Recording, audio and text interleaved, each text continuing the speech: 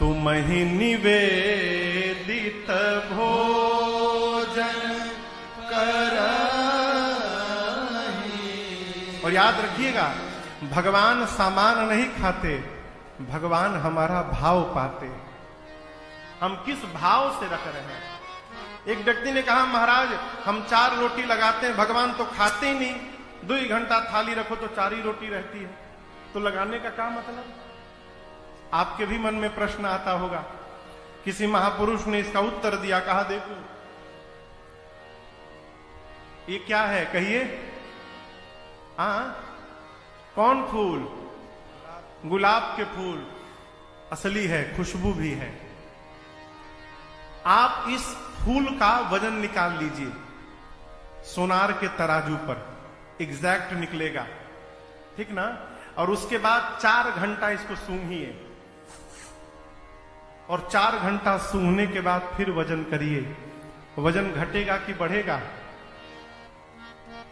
बराबर रहेगा। अरे घटना चाहिए ना। आप 4 घंटे तक इसका सुगंध लिए हैं, जिस प्रकार 4 घंटा सुगंध लेने के बाद इसका वजन कम नहीं हुआ, उसी प्रकार भगवान के सामने थाल रहती है, भगवान भोग भी लगा लेते हैं और वो घटता भी नहीं है, उतना ही दिखाई पड़ता है।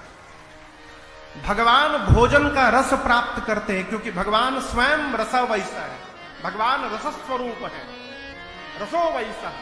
भगवान रस स्वरूप है, भगवान रस प्राप्त करते हैं। घर में भोजन बने तो भगवान का थाल निकले। और मेरी प्रार्थना, जिस घर में भगवान के लिए थाल निकलती हो, पहले माई बाप, उस घर के लोग जीवन में कभी भूखे नहीं सोएंगे, ये मेरा विश्वास कहता है। जहां भगवान के लिए थाल निकाली जाए, तुम ही निवेदित भोजन करहि। इस पर एक बड़ी अच्छी कथा है। अब तो नहीं रहे, स्वामी जी साकेत चले गए। पूज्य प्रातस्मरणि पूज्य स्वामी रायेश्वरानंद जी महाराज इस कथा पर लीला में, वृंदावन में लोग लीला भी दिखाते हैं। एक घर में एक बालक का जन्म भया। वो भोजना अवतार था। भोजना अवतार यानी भोजन के लिए ही अवतार लिया था। खाने बैठ जाए तो उठने का नाम न ले। भैया अभी मैं गया था कथा गाने बेगूसराय 2 साल पहले, तो एक आदमी मिला तो पता चला कि बहुत खाता है। अभी अवस्था होगी कितना, मनोज के कितना उम्र है? 40 साल अवस्था। मन बिया का भतीजा 40 साल अवस्था। तो पता चला कि बहुत खाते हैं। हमने भैया कितना खा लेते हैं? बोले महाराज अब खुराक खत्म हो गया, अब नहीं रहा पहले वाली बात। बोले अब कितना खा लेंगे? महाराज अब क्या बताएं हम आपको। अच्छी बताओ, दही यदि दे दी जाए अभी वर्तमान में कितनी दही खा लेंगे? बोले महाराज ये खुराक खत्म हो गया, अभी हम 16-17 किलो खा लेंगे। भैया ठाकुर जी बैठे सामने की बात है। बोले खुराक खत्म हो गया तो 17 किलो दही खा लेंगे। एक आदमी मिला, बोला महाराज हम भोजन करने के बाद 300 रसगुल्ला खाए थे। कितना? 300 भोजन करने के बाद। हमको एक आदमी मिला कथा में, एक बार आए तो हम लोग साथ में बैठे भोजन करने के लिए। हम भोजन शुरू कर दिए, वो शुरू न करें। हम बोले भाई साहब शुरू करिए। बोले महाराज हम ऐसे नहीं खाते हैं। बोले कैसे खाते हैं? बोले बित्ता से खाते हैं। मतलब? बोले एक बित्ता जब तक रोटी जमा ना हो जाए हम शुरू नहीं करते। हमने कहा भैया इनको बाहर ले जाओ, बाहर ले जाकर बिठाओ, इनका जमा करो एक बित्ता। जब भोजन करके आए तो हम बोले ये क्या नियम है, फॉर्मूला एक बित्ता? बोले महाराज जी शुरू कर दे और बीच में रोटी खत्म हो जाए तो, इसलिए पहले हम अपन जमा कर लेते हैं एक बित्ता कि टेंशन ना रहे मिली कि ना मिली, तब शुरू करते। उसी प्रकार वो आदमी खाना शुरू कर दे तो रुकने का नाम न ले। घर वाले कहें अरे बीच में पानी भी पीते हैं, तो कहता था पहले बीच आवे तब न पिए। अभी बीच में पहुंचे कहां आया? घर वाले अंत में त्रस्त होकर उसको निकाल दिए बाहर। बोले जाओ यहां से भगो, कोई काम धंधा नहीं, दिन भर खाते हो। बहुत खाता है। वो बोला बहुत नहीं खाता है, जितना मेरा खाता है उतना ही खाता है। खाता से अधिक कोई नहीं खाता। जिसके खाता में जितना लिखा है वो उतना ही खाता है। घर वाले जाए, बोले जाओ बाहर खाता खोलो, यहां तुम्हारा खाता बंद। अब चला अब कहां भोजन मिलेगा? तो देखा एक आश्रम के दरवाजे पर, मेन गेट पर एक मोटे ऊर्ध्वपुंड लगाए महात्मा, मोटे ताजे गेरुआ कपड़ा पहने महात्मा बैठे हैं। तो ये महात्मा नहीं दिखाई पड़ा, इसको शरीर दिखाई पड़ा। बोला इतने मोटे यानी बहुत खाते होंगे। तो गया प्रणाम करके बोला सरकार आपके इस तंदुरुस्ती का राज क्या है? तो बोले भीतर अनलिमिटेड है, कोई गिनने वाला नहीं है, जब तक मन करे तब तक खाओ। पूछा काम क्या करना पड़ेगा? बोले भीतर जाओगे तो माला मिलेगी, माला लेकर ऐसे ऐसे घुमाते रहना है बस। तो बोला कि एंट्री कैसे मिलेगी इसमें? तो बोले गुरुजी से दीक्षा लेनी पड़ेगी। बोला बस बस हम यही का पता ढूंढ रहे थे, हमको भीतर एंट्री कराइए बस। गया गुरुजी से दीक्षा मिली, वो भी चोला बदला, माला लिया। अब बोला ऐसा जगह तो धरती पर कहीं होगा, भर पेट खाओ, चकाचक माला लो, सो खाओ, कोई देखने वाला नहीं। खूब आनंद पूर्वक रहने लगा हो। लेकिन ये आनंद बहुत दिन नहीं रहा। एक दिन सुबह सुबह संध्या उपासना करके दौड़ा भोजनालय में, तो देखा ठन ठन गोपाल आज कुछ बना ही नहीं। पहुंचा गुरुजी के पास, कहा गुरुजी बाल भोग का समय हो गया। बोले कौन भोग? आज एकादशी है बेटा, आज कुछ नहीं बनेगा, आज उपवास करना पड़ेगा। बोला गुरुजी बनेगा कब? कल द्वादशी को।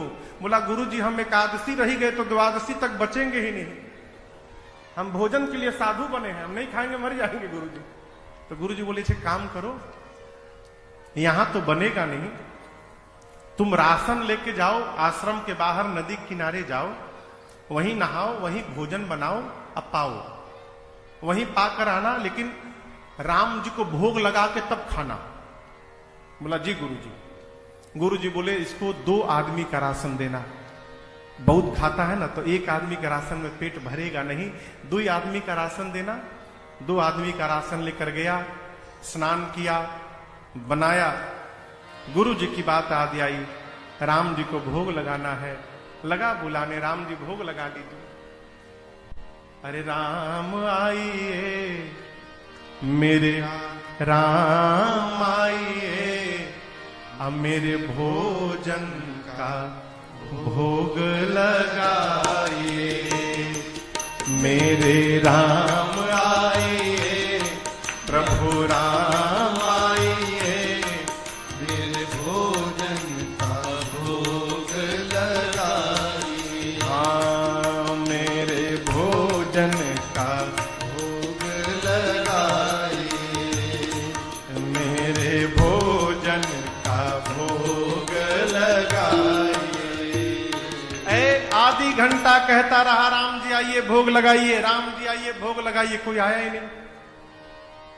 आवेश में आ गया, कहा आपको लग रहा हो कि आश्रम में मिलेगा तो वहां ठन ठन गोपाल है, वहां के मारे मैं यहां आके बैठा हूं। भोग लगाना है तो आके भोग लगाइए, नहीं तो मैं शुरू हो जाऊंगा, मैं लगाने लगूंगा, दोबारा नहीं बुलाऊंगा। जैसे इस भाषा में बोला उसके सामने भगवान प्रकट हो गए। लेकिन अकेले राम जी प्रकट नहीं भये, सीता राम जी दोनों लोग प्रकट हो गए। अब कहां उसको भगवान को देखकर नाचना चाहिए, उदास हो गया। क्यों उदास हो गया? 2 लोग का राशन लाया हूं, बुलाया था राम जी को, राम जी सीता जी को लेकर चले आए, यही 2 लोग भोजन कर लेंगे तो हमको क्या मिलेगा आज? कहा भोग लगाइए, हम तो आप ही को बुलाए थे केवल। भगवान बोले हम इनके बिना जाते कहां हैं, हम दोनों लोग साथ में ही आते हैं। भोग लगाए प्रभु और मैया, थोड़ा सा बचा, बेचारा खाया। कहा अगले एकादशी को भी आप दोनों लोग आएंगे ना? बोला हाँ हम ही दोनों आएंगे, और कौन आएगा? गया अगली एकादशी में, कहा गुरुजी राम जी अकेले नहीं आए थे, सीता जी भी आ गई थी, इसलिए 3 आदमी का राशन दीजिएगा कम से कम। गुरुजी सोचे लगता है भूखा रह गया होगा, इसीलिए बहाना बना रहा है, चलो 3 आदमी का राशन दो। गया बनाया, बनाकर बुलाने लगा, मेरे राम आइए, मैया साथ लाइए, मेरे भोजन का भोग लगाइए। मेरे राम आइए, मैया साथ लाइए, मेरे भोजन का भोग लगाइए।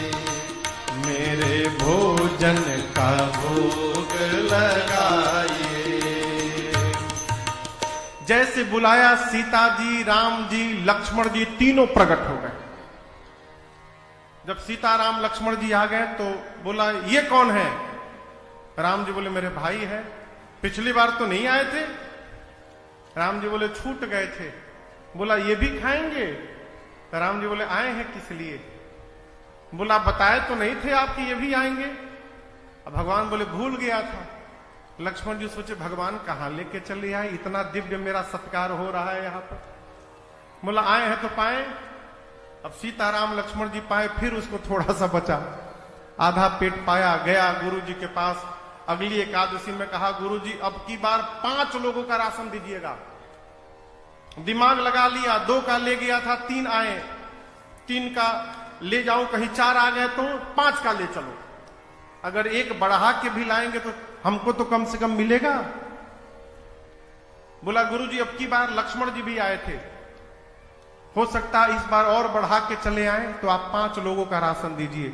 गुरु जी बोले इतना तो नहीं खाएगा, लगता है ये राशन लेकर उधर बेचने लगा है, इसको रंगे हाथ पकड़ना पड़ेगा। बोले इसको 5 लोगों का राशन दो। पीछे से गुरु जी भी उसके चल पड़े। गुरु जी जाकर एक वृक्ष के पीछे छिप गए। वो गया, स्नान किया। आज स्नान करके भोजन नहीं बनाया, सामग्री रखी है, अब भोजन बनाए बिना बुलाने लगा। मेरे राम आइए, सीताराम आइए, भैया साथ लाइए, मेरे भोजन का भोग लगाइए।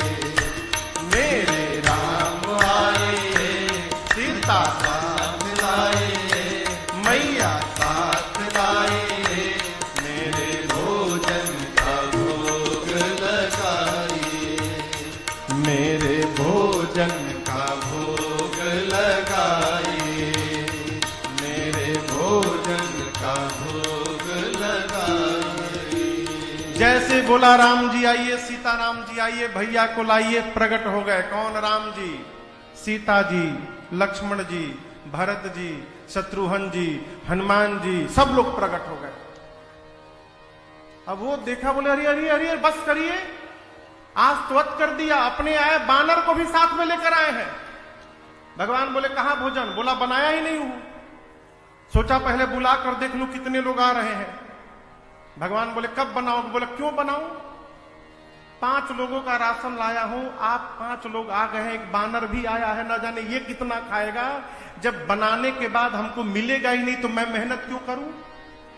ये रहा सामने राशन, अपने बनाओ, भोग लगाओ, पाओ जाओ, मैं नहीं बनाऊंगा।